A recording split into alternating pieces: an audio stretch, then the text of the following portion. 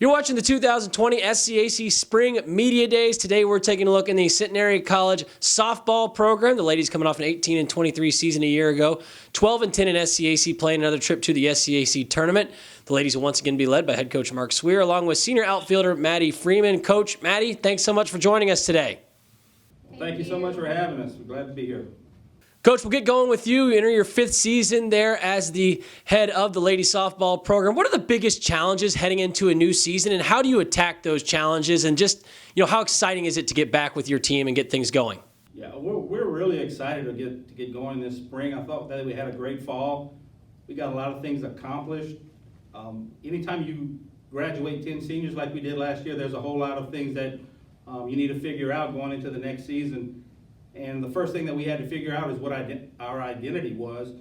So I think that our players have done a great job of coming together and establishing an identity and all having a common goal so that we can move forward in the season with the same results in mind.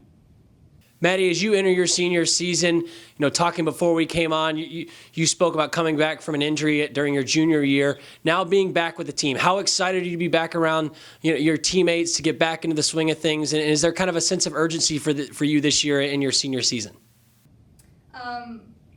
Yes, a little bit. I think that there's urgency just to get my teammates excited about playing this season, to get us, like Coach said, to get us all working towards the same goal.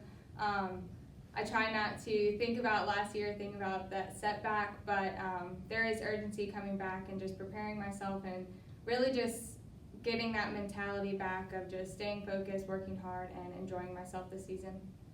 Coach, you've seen this league and gone through the battles in this league now for the past 4 years. What are the biggest challenges in navigating an SCAC schedule? And this year, going to those 3-game series, is there going to be a different approach for you and your team as you head into a 3-game series versus a 4-game series? I don't think there's necessarily going to be a different approach. We've always been that team that just tries to focus on ourselves and being the best that we can be as an individual team. At the end of the weekend, whatever we've done, if it's good enough, then that's great, if we've done our best. And if it's not, then we get back to work the next week to try to improve. We don't necessarily take each series as an individual series, but we kind of look at the whole season as a kind of a journey for us, and to see if we can be better each week and be better by the time the conference tournament comes around. Maddie, as you've worked your way back from this injury, sort of take me through what some of that training has looked like. What have you worked on with your game to continue to try and improve and get back to feeling comfortable up there at the plate? Well, since it was a shoulder injury, most of my work getting back has been focusing on building up my arm strength. But really the most work, especially at the plate, has been mentally.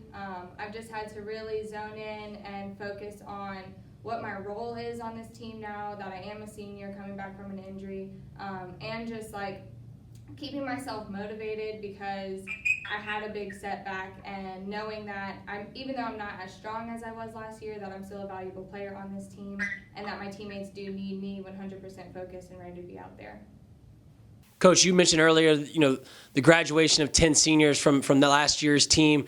As you look at this year's group, you bring in 8 freshmen, a pretty nice freshman class there in terms of numbers. What have you seen from them over the course of preseason that gives you confidence? And what are kind of a couple of key things that you try and look for from freshmen as they make that jump from the high school to the college game?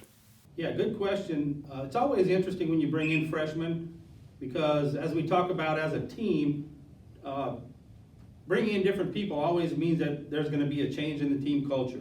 And that doesn't matter if you only had 1 senior or if you had 10.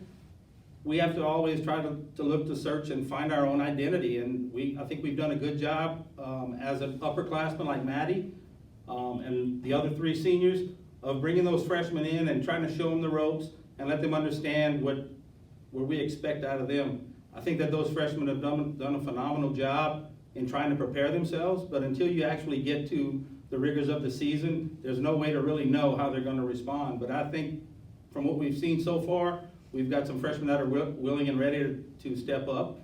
We've also incorporated a couple of junior college transfers who I think are going to do great things for us. And their experience is going to also help us to get those freshmen to the next level where they need to be.